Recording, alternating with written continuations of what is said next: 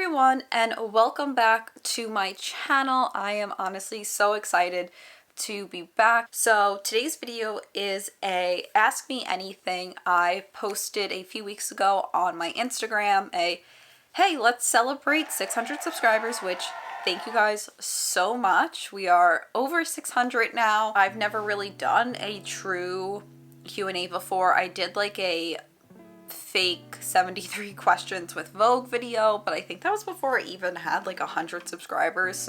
But before we hop into the question, just a few housekeeping things. Number one, the most obvious maybe, the name of this channel has changed.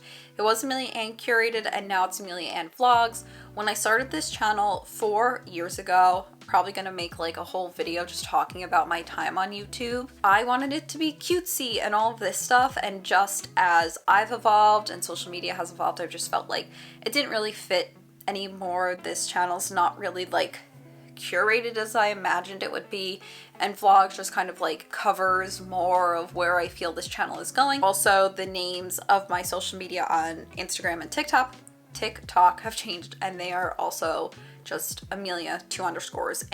And topic number 2 is my upload schedule has changed. I know this is like a big no-no in the YouTube community to keep changing your schedules. I was Wednesdays for a long time. Last season it was Thursdays, and now we are moving to Sundays. But with me just being able to pre-record more, I will be able to stick to this schedule, and honestly it just makes more sense. You know, you guys are like me, you're working during the week, you have other life responsibilities, and Sunday mornings and afternoons are kind of like that time that you get to relax and have like true leisure time. So I just want this to be a place where you can come and vibe and chill. So without further ado, let us get into it. And as I said, my flashlight is on. I asked these questions on Instagram, so if you're not following me there, please do. I will be doing more of these. Thank you to whoever asked a question, and yeah, let's get into it. So the first question is my go-to alcoholic beverage. It is a gin and ginger ale, but fun fact, in this 28th/9th year of life, I have discovered that I have a alcohol intolerance, meaning that the histamines in alcohol just does not sit right in my body whatsoever. And let me tell you, when people say, wow, drinking makes me feel like shit, they don't mean your face goes numb, lips start to tingle, heart's racing, immediately get a headache, 8 times out of 10 need to throw up. That's not what they mean. They just mean like they feel tired and their head hurts if they drink too much, okay? So if you have those symptoms, you might have an alcohol intolerance. It just got to the point where I would literally have like a sip of wine and immediately like feel sick to my stomach, and I was like, this isn't right. Gin is like the lowest histamine alcohol, so that's why I can drink it. Yeah, my go-to alcoholic is like kind of boring, and I know people also think people who drink gin are psychopaths. I'm sorry, vodka is so much more of a psychopath drink. It's pure rubbing alcohol. Don't even. Number 2, what makeup products are you loving right now? So I actually haven't like purchased any like super fun products lately. We all know at the beginning of the channel I was very makeup heavy, and I have a lot of makeup to get through, and I just haven't been buying like that much super fun stuff because I have like my tried and trues. But I do have one product, which is kind of a very random product. It's an eyebrow stamp. I was so over drawing my eyebrows one day, I went on Amazon and bought the eyebrow stamp. Now, the actual outlines and things don't necessarily match my eyebrows. They're definitely thicker than I typically obviously do my brows. Sometimes if in the mood, I have one that kind of is pretty close, but definitely has a thicker, bushier vibe, but just using this powder. So typically you would go like stamp, stamp, stamp, stamp, stamp. But I take a rounded thin brush, dip it in here, and just like draw on my brows like you normally would with a pencil or something.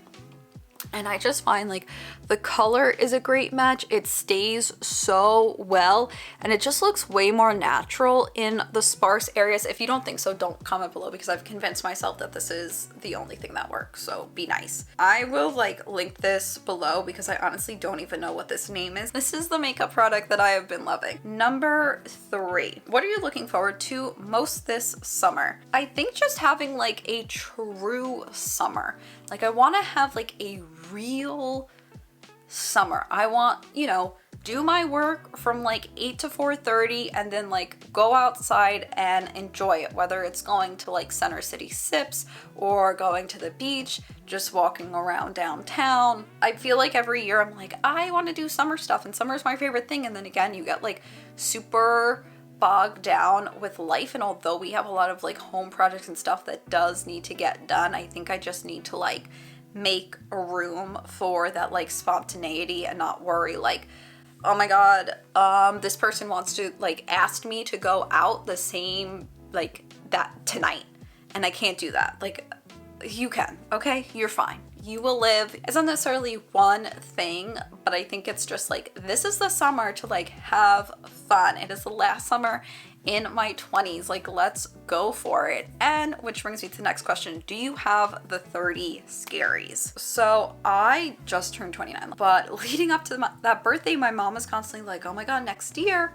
you're 30. And I'm like, oh my god, mom, I haven't even turned 29 yet. Like, please pump the brakes. So my answer might change March 1st, 2024. Ask me again then. But as of now, turning 30, like seeing 30, saying I'm 30, does not scare me. The only thing that scares me is like getting older and all the things that are like associated with that. So it's more of aging and death than necessarily turning like 30. And look, I know 30's not old. I'm not even halfway through my life if I live life to the fullest, okay?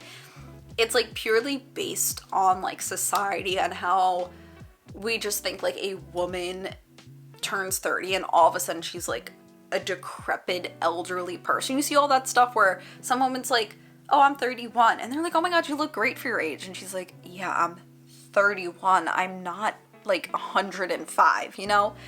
Where it's definitely like seeing that stuff all the time is like, okay, well, I have to keep like looking young and all of this stuff and like not getting wrinkles and whatever and like dressing hip so the Gen Zers think I'm cool. That's what it is. It's more of like the actually getting older than like the number on the piece of paper, if that makes sense. The next question, are there any YouTubers you look at for inspiration or say I want to make content like this? So I think we all know, because I talk about her all the time, Emma Chamberlain.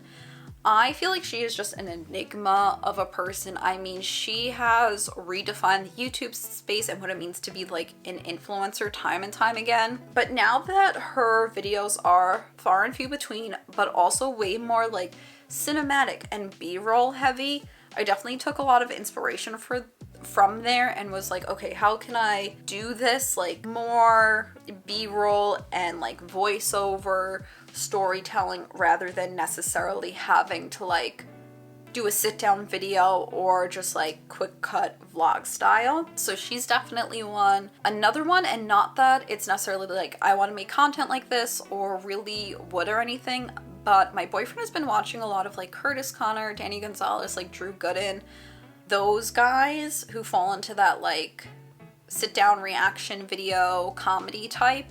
And I've just been really like fascinated by their way of storytelling in a sense where they like sit down and whatever, they're like, we're gonna react to this movie, and they explain the scene, show the scene, do a little like comedy thing about it, and then usually act out what they just did. And I just find that like very interesting and fascinating as a fellow creator. Not me comparing myself to Curtis Connor, but you can like appreciate more like the time, effort, and energy that goes in. And last one I will say is Cameron Monet. She's like probably a mid-sized creator, but she always ends her videos with an affirmation, which I love. I think that's so nice, so inspiring, a way to engage the community. So I've been kind of thinking about like, is there something similar that I could do without like completely copying her? But her videos are also just like generally aesthetic and interesting. Biggest fashion related splurge I've ever made. So I love fashion. I love designer fashion, but I'm also cheap and just like cannot bring myself to spend a ton of money. There's nothing more in the world I want than a YSL bag, but I cannot spend the over $1,000 for that bag. no matter what. I've spoken about this bag for years and I just like, I can't. But I am going to talk about this bag. So this bag is from Edie Parker. They make bags for celebrities on the red carpet. You might see them, they're like the hard case ones, and they usually like have something written in them. So we went to their store when we went to New York City last year, and I saw this bag and I said, I need this bag. Now, this bag was close to $300, and that's pretty expensive for what this bag is, in my opinion. I mean, it can fit like a decent amount. It does have a good pocket. You can see it says Edie Parker in there. Obviously, this handle is what sold it. I think they have like a grape one, an eggplant one maybe, but we love cherries here. And I said, it may be March 31st, and my birthday was 3 weeks ago, but it is still my birth month, so I will purchase this bag. It has been the best purchase of my life.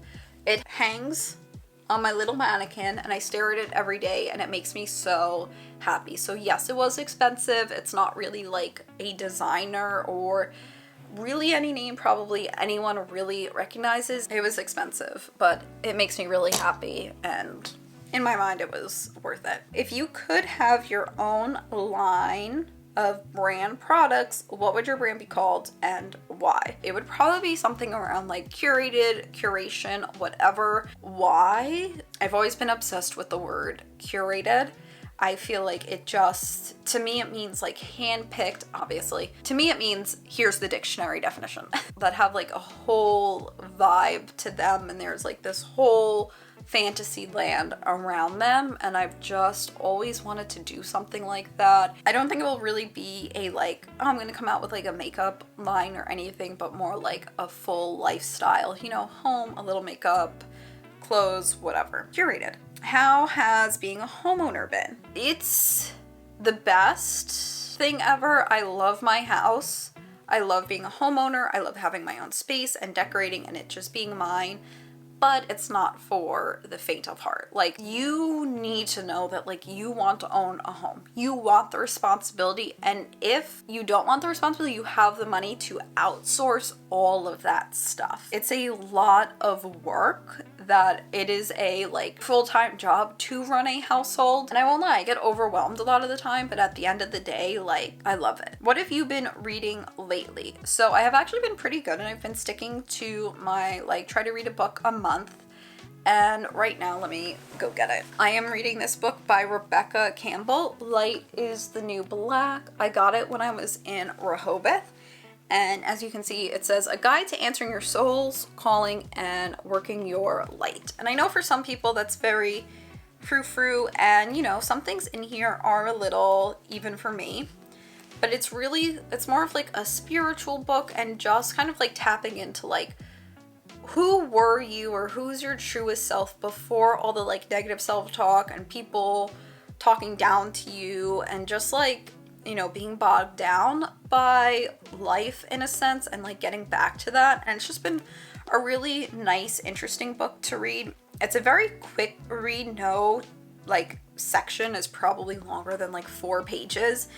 And there's even like a little workbook area. So what I'm doing is I'm reading through the full thing.